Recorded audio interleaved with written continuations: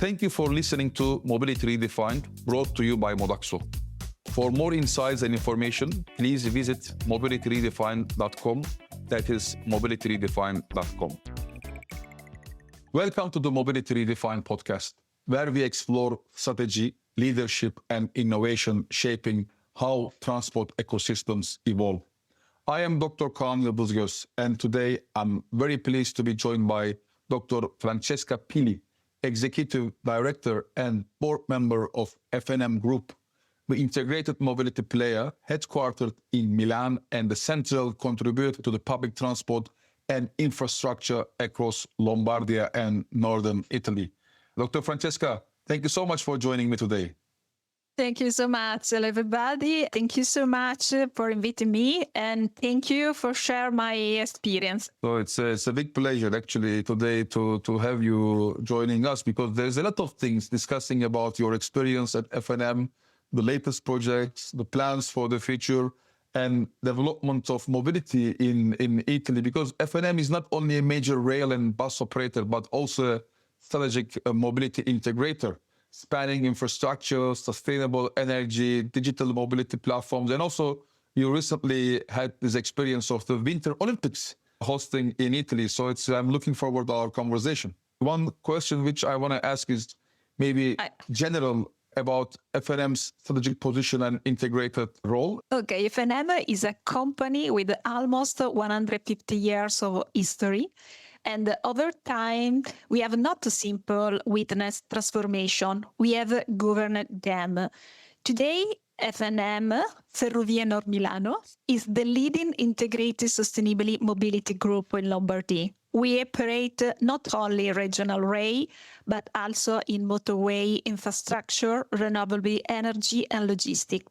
This breadth is not accidental. It reflects how mobility ecosystem perceive have evolved.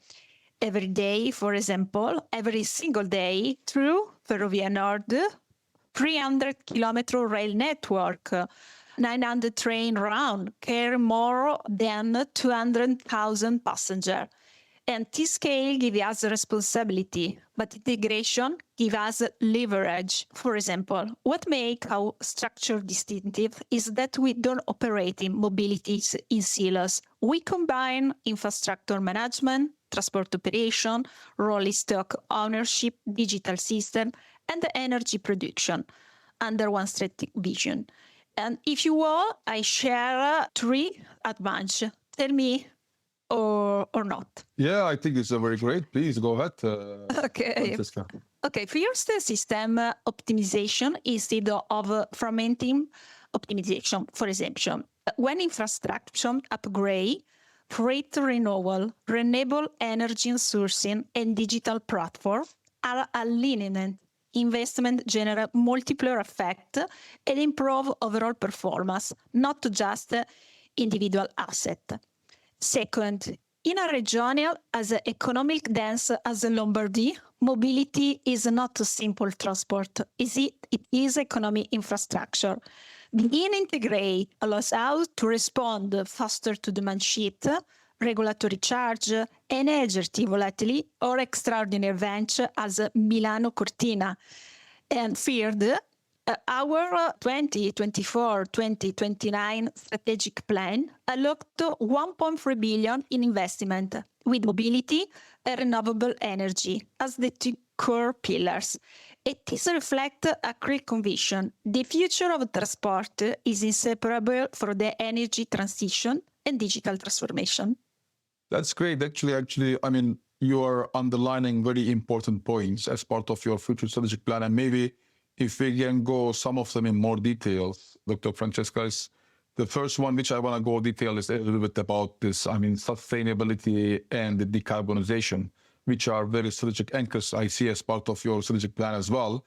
How is FNM translating these strategic commitments into concrete operational initiatives, particularly in rail electrification, fleet renewal, and low carbon energy integration?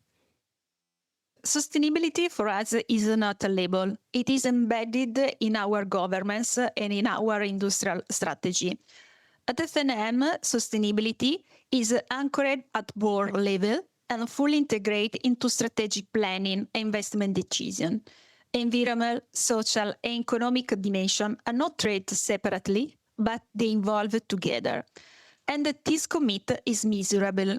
For example, at group level, we have set a clear target, reducing CO2 emission for public road transport service and corporate consumption by 35% by 2029.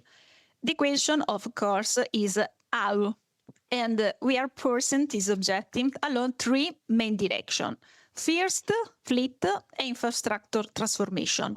We are completing one of the largest regional fleet renewal programs in Italy, 176 new generation trains, representing approximately 1.125 billion in investment.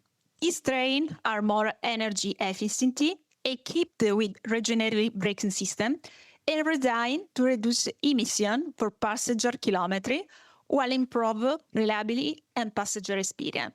Modern fleet are the structural foundation of decarbonization. Second, renewable with integration. Our 2024-2029 strategic plan target the expansion of installed renewable capacity up to approximately 305 megawatt, with the objective to produce in around 650 gigawatt of renewable energy annually. And third, hydrogen as an enabling technology. Through our nostro project, H2SEO, Hydrogen Valley, we are introducing 14 hydrogen trains to replace diesel combos and developing dedicated hydrogen production infrastructure with a total of investment approximately 392 million. And hydrogen for us is not a standalone experiment, it's a part of a broader portfolio supporting the transition to zero emission mobility. Oh, that's great. I mean, I'm seeing that how you are investing into the sustainable future in Lombardy region and what are the outcomes already planned for next few years. So that's very ambitious. And recently, I mean, you have a great experience because Milano was hosting the Winter Olympics. So my question here is that, I mean, what were the main operational and strategic challenges you experienced as FNM for preparing for these games in terms of capacity, coordination, passenger experience, and what lessons you can share with other cities hosting major events? Now the World Cup is coming for US and Mexico and Canada. So, I mean, what kind of lessons we can get from you for our listeners in other cities that are looking to host for the major events? Okay, Milano-Cortina 2026 was not a traditional Olympic event. It concentrated in a single metropolitan area. It was what we define in Italy as a diffuse Olympics, with the competition spread across multiple territories, Milano, Cortina, Bormio, Livigno, Val di Fiemme, across different regions and the alpine areas. This geographical dispersion fundamentally changed the mobility equation. Instead of a concentration flow into one urban core, we had to manage a distributed peak across long regional corridors, mountain val, cross-regional rail links, and motorway nexus. The complexity was structural. One major challenge was managing capacity under uncertainty. Demand peaks were dynamic, non-linear, and often influenced by weather conditions, competition schedules, and international rivals. We had to scale service while preserving reliability for daily commuter. Extraordinary demand could not compromise ordinary mobility. At the same time, coordination became central. An event on this magnitude required alignment between national institutions, regional authorities, infrastructure manager, transport operator, and safety agency, and local municipality. Governance mechanism, shared data flow, and clean decision-making process had to be defined well in advance. Our integrated structure helped significantly because infrastructure management, transport operation, and motorway service are aligned with one strategic framework. And passenger experience was another critical dimension. But we haven't no problem Okay. And for many international visitors, regional rails was the main accessible to venue. The mean ensuring multilingual information, real-time update, seamless intermodality, and strong contingent planning. And behind the image seen worldwide, there was an extensive operation effort built on coordination and competence. For That's us, great. That's great. I mean, it's really only- great to see all these developments, Dr. Francesca. Thank you, So thank it's a you. lot of developments. And what I like a lot for, I mean, large events like, I mean, Euro Football Cup, World Cup, Expo, Winter Olympics is, I mean, they leave a legacy in their cities. So I was involved, I mean, some major events, especially in the emerging countries. For example, in South Africa in the past, I saw the World Cup brought their Gautrain, the main railway connection in the Johannesburg, or in Dubai, Expo 2020 left them the legacy of the NIV metro line in the city of Dubai. And then I am sure that there might be also some other things living in Milan or Lombardy for the future. Yeah. What legacy do you hope FNM's mobility contributions to the Games will leave behind for Milan and Lombardy and urban regional connectivity more broadly? For us, okay, Milano-Cortina was not only an operational challenge, it was a real-world stress test of our integrated mobility model and an opportunity to reinforce infrastructure, institutional collaboration, and digital capability for long terms. Large global events can act as accelerator. They compress timeline, mobility resource, and align stakeholders around a shared objective. But the real value lies in what remains afterwards. For us, rail is the structural backbone of regional connectivity. Lombardy is not just a metropolitan area. It is an interconnected economic region where mobility supports productive education, tourism, and social inclusion. And strengthening rail infrastructure means strengthening territorial cohesion. And the legacy we aim to leave in threefold. First, a more resilient and high-capacity network.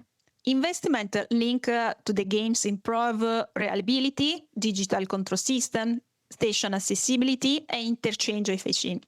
This upgrade will continue to serve daily commuter long after the event. And second, strong urban regional integration. Rail is the connector between metropolitan Milano and alpine and regional territories. Improve these corridors, reduce car dependency, lower emission, and make peripheral area more accessible and economically competitive. Well, that's great. I mean, I'm very great to see also the long-term economic impact. Because I always say that if you invest €1 for public transport, it generates €4 to €5 in the local economy. So that's what it will be great to see how, I mean, all these investments will give some fruits in terms of increased economic activity in the region. I know, I mean, Milano and Lombardy regions are the economic centers of Italy. So that will certainly boost the economic activity in the region for the way forward. And one of your topics that you were touching, Dr. Francesca, was about the digitalization and the customer experience. You touched this earlier in the initial part of our discussion. And I wonder also, how is FNM deploying digital systems and data-driven solutions to transform customer experience? And what are your plans around this one as well? Digitalization for us is not about adding apps. It is about to redesign the passenger journey as a continuous experience. The customer for us is the passenger.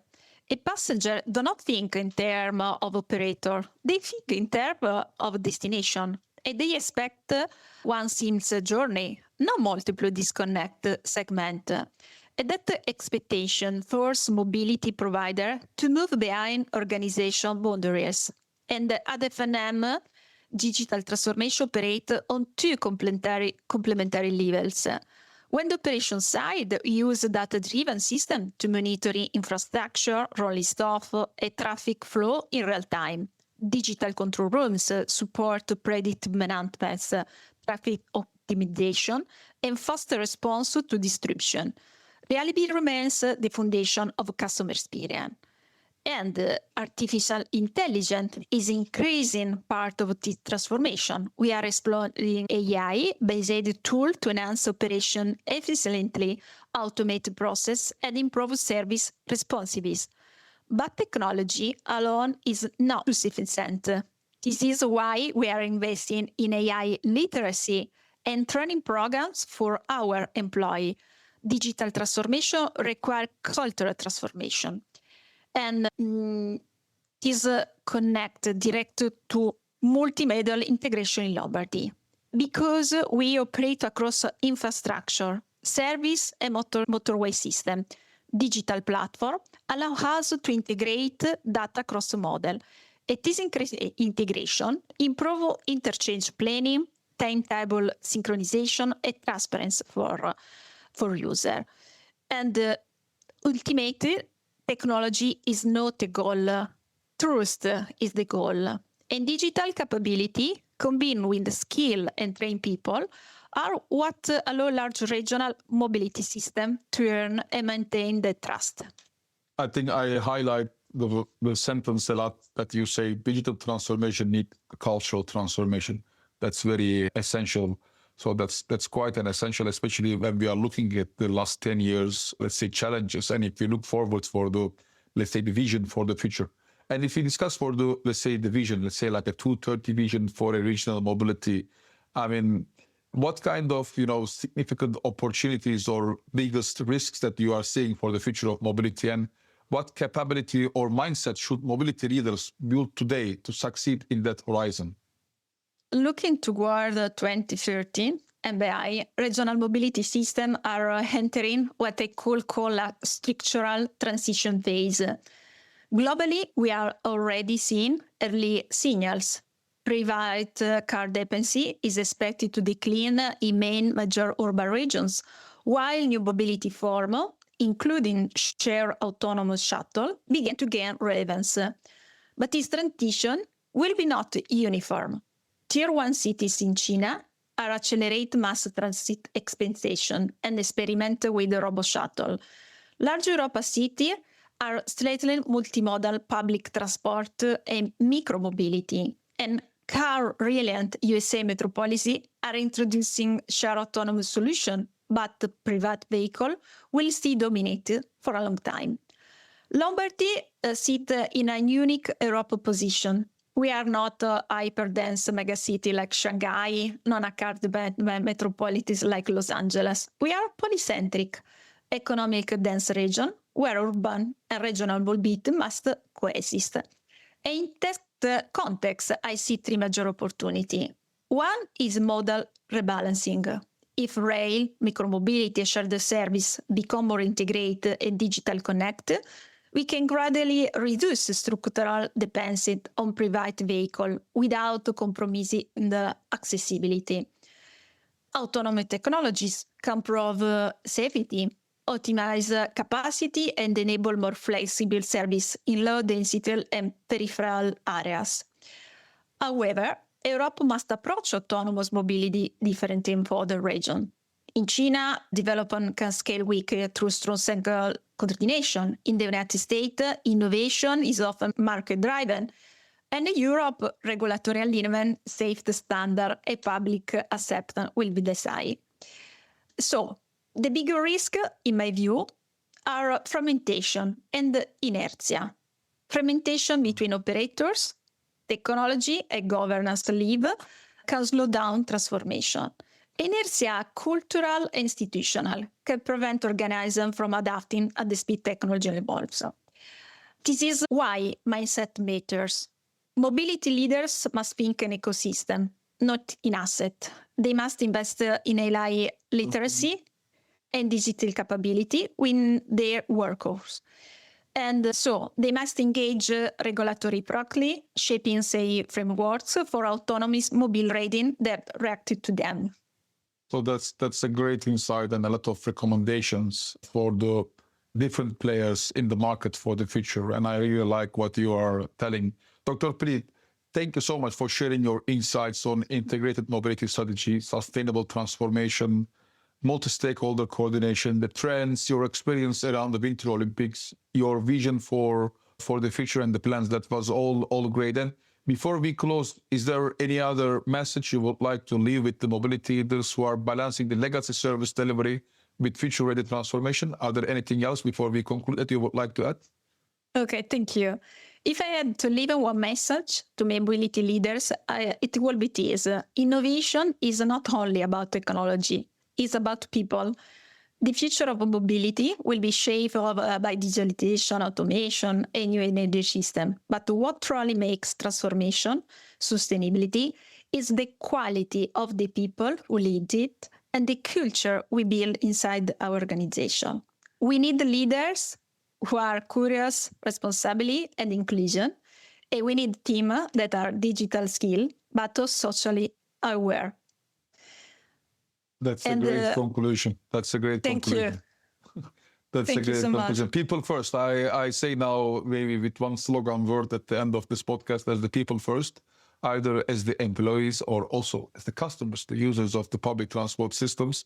Dr. Francesca, thank you once again for your participation. And I want to thank also our listeners joining us today for this podcast, and looking forward to them for the next editions as well. Thank you so much. Thank you so much. Thank you for listening to Mobility Redefined, brought to you by Modaxo. For more insights, visit our website at mobilityredefined.com or follow us on LinkedIn. Be sure to subscribe to the podcast on your favorite app to stay updated with our latest episodes. Thank you for tuning in, and we hope you enjoyed the conversation.